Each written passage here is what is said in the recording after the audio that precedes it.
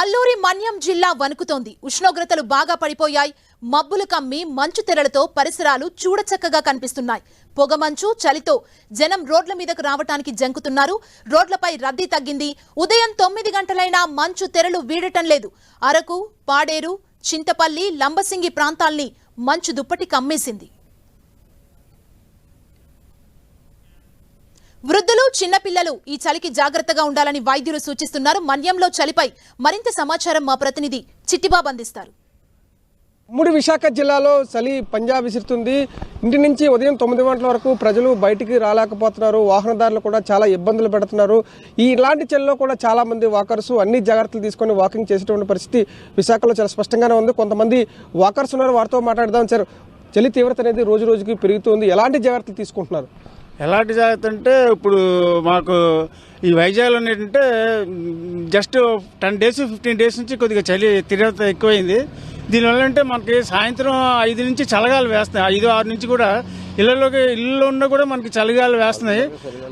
దానివల్ల అంటే కొద్దిగా ప్రాబ్లం ఉంది. ఏజ్ పర్సన్స్ కానీ దానివల్ల అంటే మేము స్వెటర్స్ వేసుకోవడం, ఉదయం వాకింగ్కి ఇంత మొన్నటి వరకు మేము మామూలుగా వచ్చేవాళ్ళం. ఇప్పుడు మార్నింగే స్వెటర్స్ వేసుకుంటే కానీ మేము బయటికి రాలేకపోతున్నాం. చలి చాలా ఎక్కువ ఉంది. దాంతో ఏంటంటే కొద్దిగా పేషెంట్స్ ఇలాంటి ఉన్న వాళ్ళు మాత్రం కొద్దిగా ప్రాబ్లమ్స్ ఎక్కువ వస్తున్నాయి చలి వలన. ఇక్కడ మాత్రం ఇప్పుడు చలి మాత్రం చాలా ఎక్కువ అవుతుంది. ఇప్పుడు చెప్పండి సార్, ఎలాంటి జాగ్రత్తలు తీసుకుంటున్నారు? రోజు రోజుకి చలి తీవ్రత కూడా పెరుగుతుంది. చలి ఎక్కువ అవడం వల్ల మంకీ క్యాప్ వేసుకోవడం, స్వెటర్స్ వేసుకోవడం, వాకింగ్ వల్ల కొంచెం ఉపయోగాలు ఉన్నాయి. కాబట్టి ఏజ్ అయినప్పుడు కూడా అబౌవ్ 60 కాబట్టి చాలా జాగ్రత్తలు తీసుకొని వాకింగ్కి రావడం జరుగుతుందండి.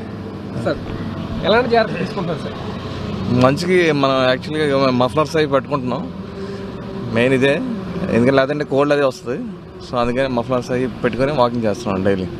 అది ఉమ్మడి విశాఖ జిల్లా వ్యాప్తంగా విస్తారంగా చలి అనేది పంజా విసురుతుంది. ముఖ్యంగా చూసుకున్నట్లయితే పగటి పూట ఉష్ణోగ్రతలకైతే రాత్రి ఉష్ణోగ్రతలు అతి తక్కువగా నమోదవుతున్నాయి. దీంతోనే చలి తీవ్రత పెరుగుతుందంటూ కూడా వాతావరణ శాఖ అధికారులు చెప్తున్నటువంటి పరిస్థితి. ఇక ఏజెన్సీ ప్రాంతాల్లో కూడా కనిష్ట ఉష్ణోగ్రతలు నమోదవుతున్నాయి. ముఖ్యంగా చింతపల్లి, లంబసింగి, అరకు, పాడేరులో కనిష్ట ఉష్ణోగ్రతలు నమోదవుతున్నటువంటి పరిస్థితి. ఉదయం 9 గంటల వరకు కూడా పొగమంచు కొనసాగుతుంది. దీనితోనే వాహనదారులు తీవ్ర ఇబ్బందులు పడుతున్నారు. మరొక వైపు పగటి వేళల్లో కూడా సైతం చల్లటి గాలులు వీస్తున్నటువంటి నేపథ్యంలో ముఖ్యంగా మన్యం వాసులు అయితే కనుక చాలా ఇబ్బందులు పడుతున్నటువంటి పరిస్థితి. ఇక ఏజెన్సీ ప్రాంతానికి ఆనుకొని ఉన్నటువంటి నర్సీపట్నం పరిసర ప్రాంతాల్లో కూడా రోజు రోజుకి ఒక 4 రోజులుగా చలి తీవ్రత అనేది ఒక్కసారిగా పెరిగిపోయింది. దీంతో ప్రజలు కూడా చాలా ఇబ్బందులు ఎదుర్కొంటున్న పరిస్థితి. ఇక సాయంత్రం 6 గంటల నుంచే చలి అధికంగా అవడంతో జనం ఇళ్లకే పరుగుతవుతున్నారని చెప్పవచ్చు. ఇక ప్రధానంగా వాతావరణంలో తేమ శాతం తగ్గి ఒక్కసారిగా మార్పులు చోటు చేసుకుంటున్నాయంటూ కూడా అధికారులు చెప్తున్నారు. ఇక